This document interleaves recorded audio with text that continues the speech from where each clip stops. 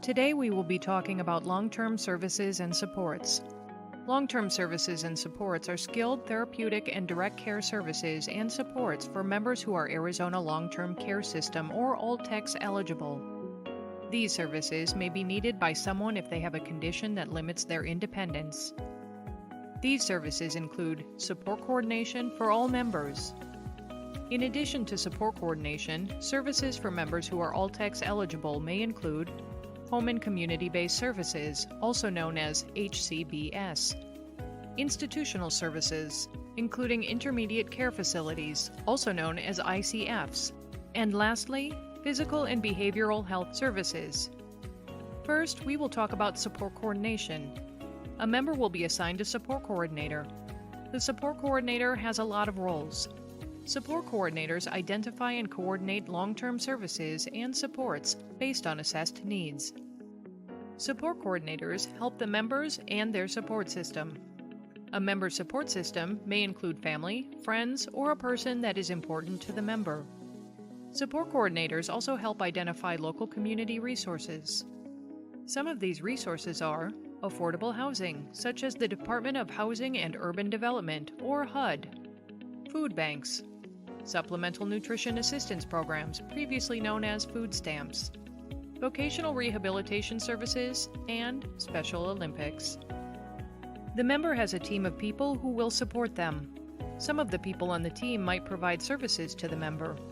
The team meets with the member to talk about these services. The support coordinator keeps the focus on the member. They make sure the member's voice is heard during the planning meeting. The support coordinator is the member's main point of contact.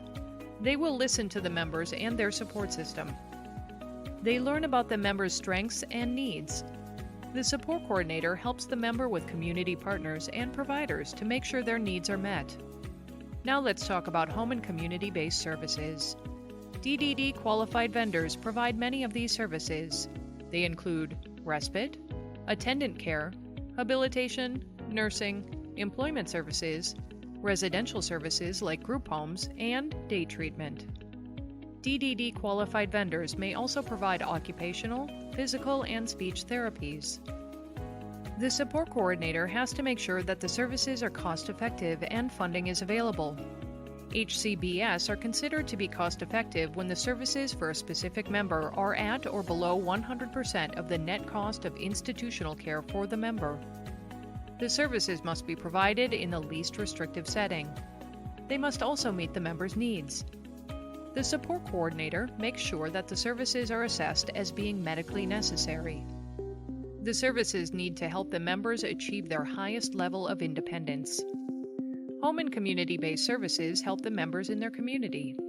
Intermediate care facilities provide help in an institutional facility, also known as an ICF. Intermediate care facilities are licensed settings. They provide physical and behavioral health services, habilitation, and continuous active treatment services for members. Active treatment helps the member to learn new skills and not lose their current skills. It also helps their continued developmental growth.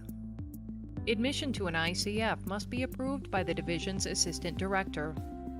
Now we will explain the final LTSS piece.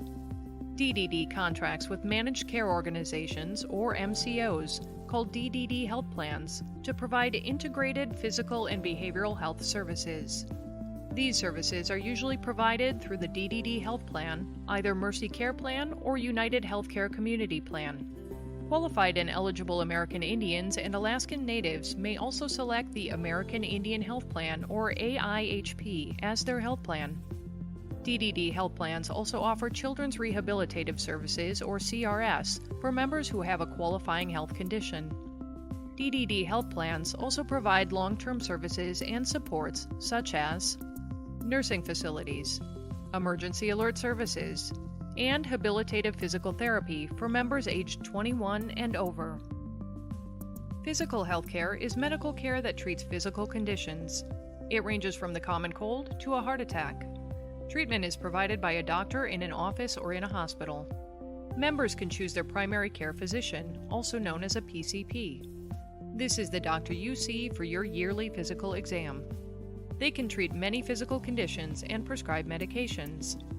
If special equipment or supplies are needed, the PCP can prescribe these items. The PCP will refer the member to a specialty doctor for more complex issues. Behavioral health care treats the emotional and behavioral well-being of the members. Treatment for behavioral health disorders can range from mood disorders, trauma and stress-related disorders, substance use disorders, psychotic disorders, and neurodevelopmental disorders. Behavioral health care is a system of treatment that has a variety of service deliveries with varying intensities and frequencies designed to meet an individual's specific treatment needs. The behavioral health system utilizes a strength-based and team approach to assess medically necessary services and appropriate provider referrals. To learn more about long-term services and supports, refer to your Arizona Long-Term Care Services Member Handbook. For more information on how to qualify for DDD, please visit the Division's website, des.az.gov. For more information on how to qualify for Altex or CRS, please visit Access's website at azaccess.gov. Remember, your support coordinator is your main point of contact. If you have questions about long-term services and supports, contact your support coordinator or the DDD Customer Service Center at 1-844-770-9500, option 1.